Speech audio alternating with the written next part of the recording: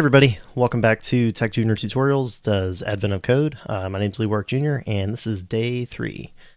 So today was a monster problem. Had to do with graphs and like pathfinding, and it was just super duper tough.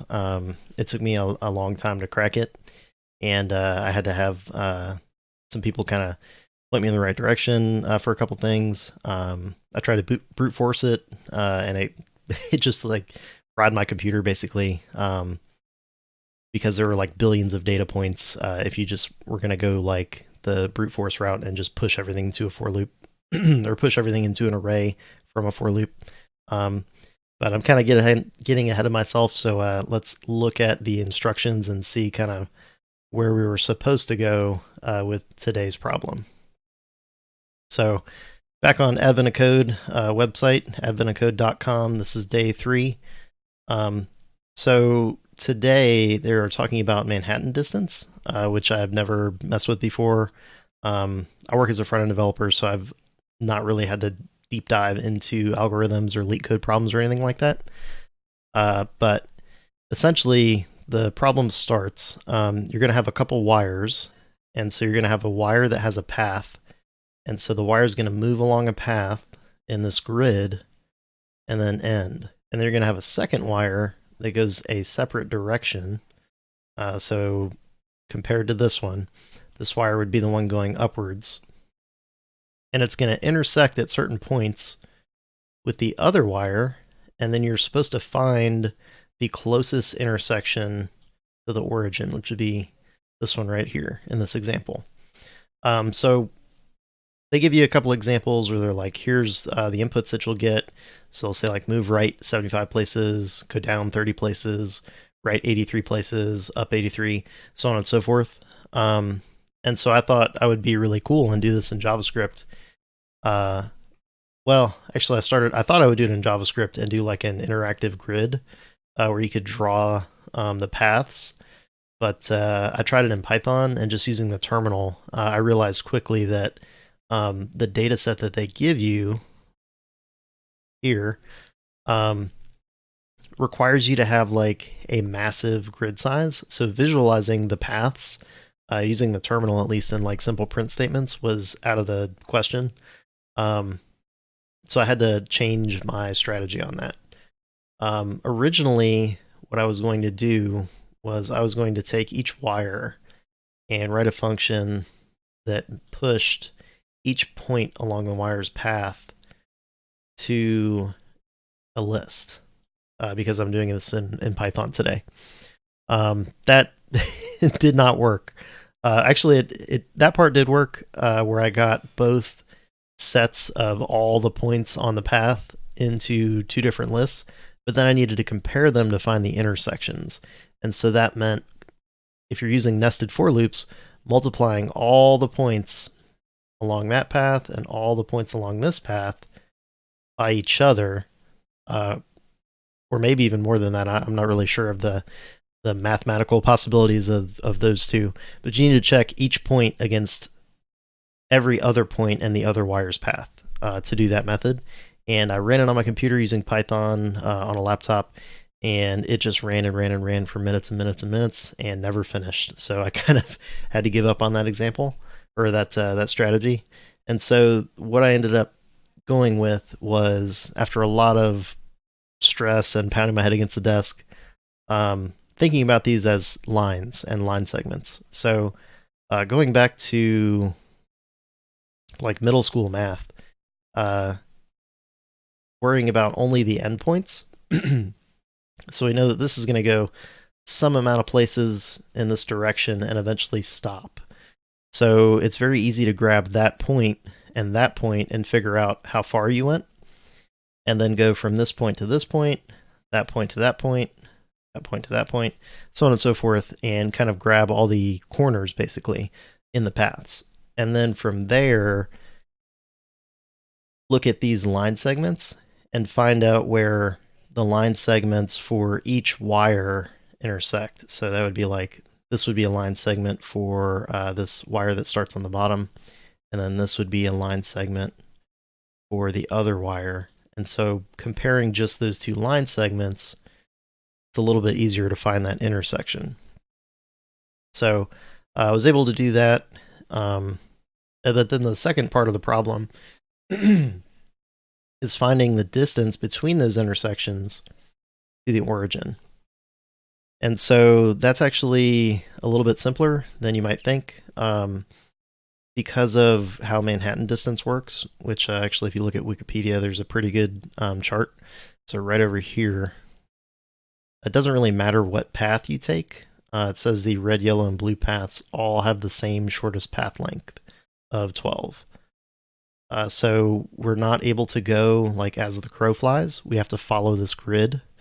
And so it doesn't matter how you add these up in order to get that Manhattan distance, which means that if you're starting at the origin, your distance to any given point is going to be the absolute value of the x and the y value added together.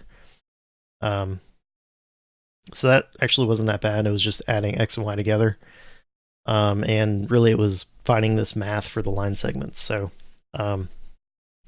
just to go over that a little bit more, here's some example of my line segments on my graph. So I was doing this at home on a sheet of paper. And so I kind of had something like this, if you can see it. So we've got a Cartesian coordinate system and some line segments. And I was trying to figure out, like, it's really easy if these lines go on forever to figure out if they cross. But if they're segments, you've kind of got to do some special math. So like if this line extended forever, like, yeah, it's pretty easy to find if it crosses. But if it goes just before it and stops, you're kind of out of luck. So part of my method was to grab all the horizontal segments from one line and compare them against all the vertical segments of the other line. And then say, okay, if this vertical line is between these two y values, or I'm sorry, these two x values, and has a y value that is either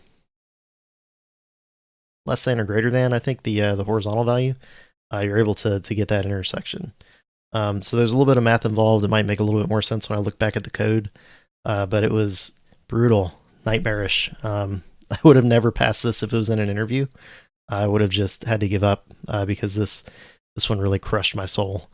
So that being said, let's take a look at what I've got for my first solution, and I'll try and blow this up a little bit. Let's kill that just for now. All right, so just like the other problems before, I've got a input file with those inputs that we looked at on the website. And so I've got part one of the solution here. So I read from the file, I grab wire 1 and wire 2, which were split from a return character, and then I split those into lists using dot split. So from there, things get a little bit more confusing, but basically, if we want to jump down here, I'm then splitting the input. So if you look at these values, so like U7, right? I am splitting the input by grabbing that first character, which will give you like UR, up, down, left, right, all that.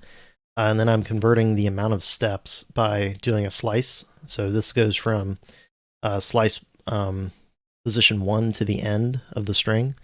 So if this is 7, like this is position 0, and that's position 1, and then however many numbers are left, I'll get that slice of numbers. And then I convert it to an integer and return it. So from there, what I wanted to do is I wanted to go and loop over all of those instructions and pass them into this move function. And then I have a data structure to keep track of each wire's information. So going back up to the top, I'm going to keep track of the number of horizontal line segments, number of vertical line segments, and the current position, like where that dot is on the line. So that would be Like if we got this far, it would be like right there would be the position. So what does this move function do? So it calls split input to get the direction and the amount to move. I grab the current origin, so that's like where we're starting from. And then I say if the direction is right, then that means we're going to have a horizontal line because these paths aren't doing diagonals, which I don't know if that would have made it harder or easier, but it seemed pretty rough. I feel like I was digging into my middle school math days already, so it may have actually made it easier. I don't know. But in any case, if we're going right, that means that we're going to take our original position and our x value, and then we're going to add however many steps that is, and that will give us our endpoint. And our segment will be our origin point and our endpoint, which will be, so like a list, and position 0 will be the xy, and position 1 will be the end xy. And then I just tack that onto the horizontal lines. If we're going left, then I'm going to subtract that amount, so go the other direction. And again, add that to the line. If we're going up, instead of doing the x value, which would be this place, we can do the y value, which would be that place. So again, make a new line, attach it to vertical lines, and same thing for down, going the other direction. And then at the very end of that, we will have this endpoint. And so we're just going to update the current position to the new endpoint. So after we do those moves, we're going to have a whole bunch of line segments in that wire info object. And so what I do is, like I said before, I'm comparing the horizontal line against the vertical line. So horizontal lines in the first wire versus the vertical lines in the second wire. Then I'm looking for those intersections. So I made like a giant, nasty looking if for this. I didn't really have time to refactor it and make this all like super pretty and like functional and magical. So this is just kind of a more performant solution than brute forcing it, but a very hard to read solution. So I have a lot of comments in here. So I'm saying here, if the horizontal line's y value is between the vertical line's y values and the vertical line's x value is between the horizontal line's x values, we know we have an intersection. And I use less than or equal. And then this max here is just making sure that because we can go positive and negative on our line segments, we want to make sure that we've got that distance comparison correct. And so I do the same thing, the inverse for horizontal lines in wire 2, vertical lines in wire 1. So that's just the inverse of above. I could have probably made a function out of this, but again, I kind of ran out of time. And then when we get that intersection, this just makes sure that we're not looking at the origin point, which is 0, 0. So we look at, remember these are two-dimensional lists, so 0, 0 is not 0, and 0, 1 is not 0. And then I just have a list of intersections that I append that to. And then for all the sections in the intersections, I'm checking the absolute value of the section's x value and its y value and just adding them together. And then this little bit is kind of interesting. Like I found that if I did answer up here, like you might do in JavaScript, like const answer or something, or let answer, Python gets mad about that. So what I ended up doing is saying like, well, F it, let's just look to see if I can find a variable that exists. And that's, you do this with like the string in globals, which is super awkward and weird, but hey, that's where we're at. So basically all this does is says, hey, if we haven't set an answer before, our answer is the new answer. If we do have an answer, compare it and say, is that answer less than the current answer? If so, that's our new answer. And then at the end of this, I just print what is the answer.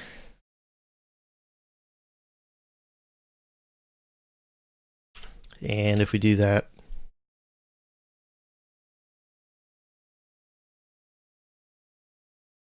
you get 8015 for my set of inputs. Just a quick note, if you're following along at home, everybody's inputs are different, and that means that your output is going to be different. So you can't just plug this in and get a star for the day. You have to clone my repo, run it against your inputs, then get your star. So let's look at the website and just sanity check ourselves. There we go, 8015, 8015. So that's part one of the solution. Part two is a few magnitudes more difficult. If you had a efficient way of doing this and you kind of lined it up properly for part two, it may not have been that bad, but I did not because I used like line segments on all this junk. So what part two is asking now is same thing as before. You're still going to find the intersections. You still want to know about where these two wires cross, but now instead of knowing how close they are to the origin, they want to know how many steps did it take to get to that intersection. That means that instead of doing that Manhattan distance that we looked at before, now we're going to count that plus this, plus this, actually plus that. So it's going to be that value, this vertical line, and this value added together. And that would be your steps for that wire, plus the steps going vertical this way, plus that way to meet. So you have to look at how many steps it takes to get to an intersection for each wire, and then compare those and see what the fewest amount of combined steps is to get your answer. So they say like doing it this way, that'd be 610 steps to hit the closest intersection for both wires. These inputs would cause 410. And then you get your final answer. So this required some more kind of ugly Python to get to. If you look at this other file, I made a separate file just to clear things up. Here you can see I tested it against a whole bunch of inputs, including those inputs that we saw previously. So first thing we've got is I've added some stuff to our wire objects. So now I want to know like how many steps are we at total? What was the last amount of steps that we took? So this is like our current total, our previous total, our current position, and our last position. So I've got all that I'm tracking now. A lot of this is still the same. I'm still using move, except now I am grabbing last position from the origin. Still doing that loop over each wire for instructions. Still comparing line segments to get intersections. But now, down here, I'm resetting my values. So I'm going to do these, I'm going to trace these lines again, find these paths. First to find the intersections, get a list of those. Now I'm going to trace back over the wires, and I'm going to check those intersections. So whenever I come down here, so now on my second pass through, now I'm going to check out my intersections with amount, and I made that a dictionary just because I couldn't think of a better way to store this information and do like a really quick lookup. So I did a loop over the instructions again. I do the move, but now I'm calling check intersections, and now I'm adding in my steps each time that I do this move. So do that for both wires, and then let's jump up to my check intersections function, which is kind of crazy.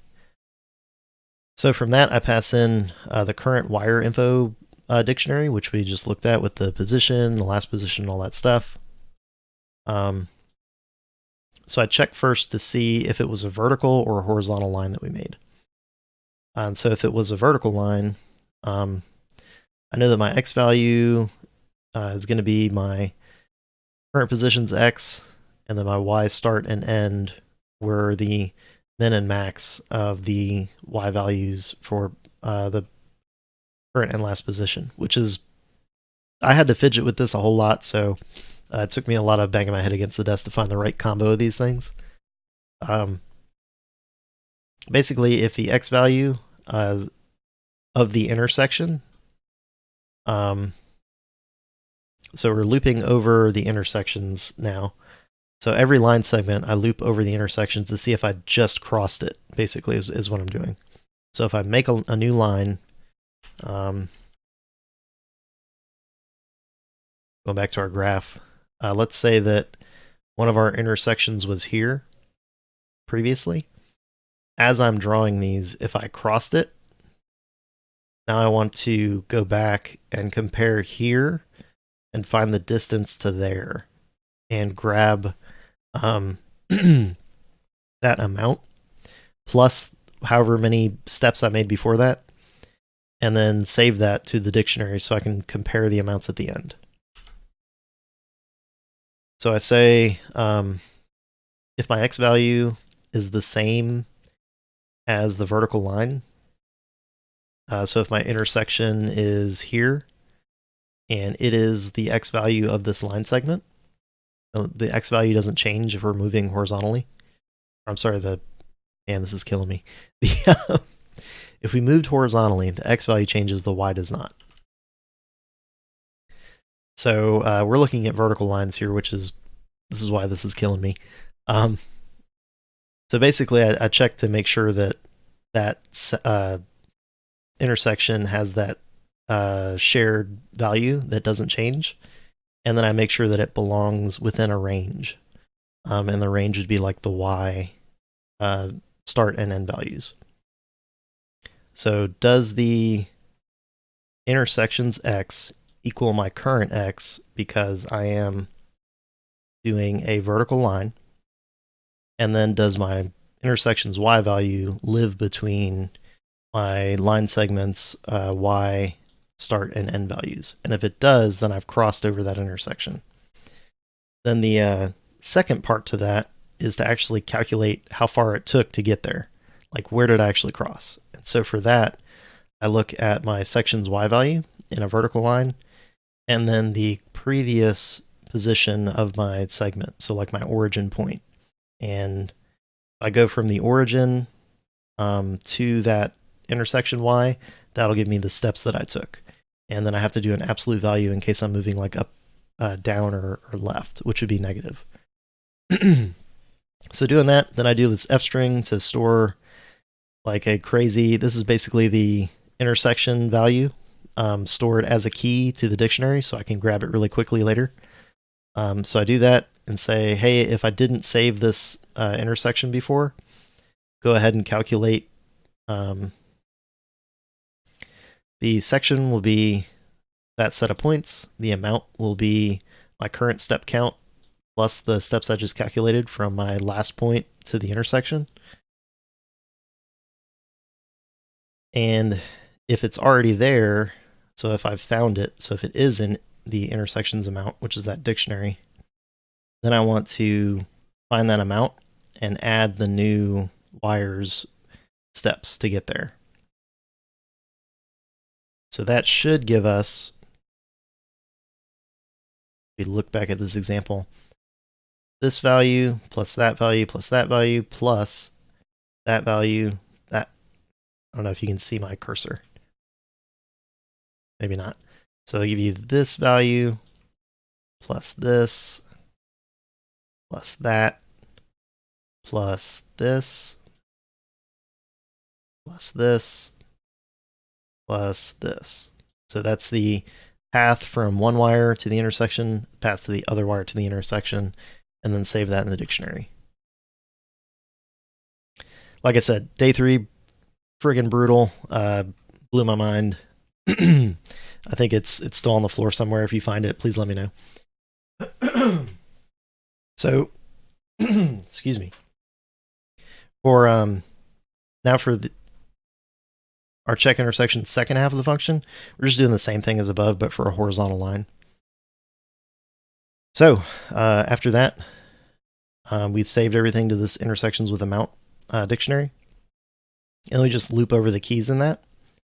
And then we do a lookup and say, hey, for each key, so each intersection, look at the amount. And if that amount is less than, we did the same thing as the other function where we said like, hey, if the answer isn't there yet, go ahead and create it. So I say, hey, if I haven't made it a steps variable, go ahead and make that, and that'll make my lowest amount. If steps does exist, check if the steps is greater than the current value, and if it is, that means the current value is lower, and that should be my new steps. And so then I just print out the answer, which is the step count. Woo! All right, so let's go ahead and do that real quick. Save this as crosswires 2. That gives me the previous answer and the new answer, which is 163,676 steps, which is cray-cray, but that is the answer that I had. So I managed to get it. Got my 2 gold stars for the day, which was good. But man, what a pain in the butt to get there. I did end up using some of this stuff here. They gave you some test inputs, which means that without submitting your answer and waiting a minute, you could like run it against these two. And so what I did was I ran it against these 2 values that they gave me, and that was able to provide me with some hints and say like, oh, okay, so I know I've hit this one. What about the other one?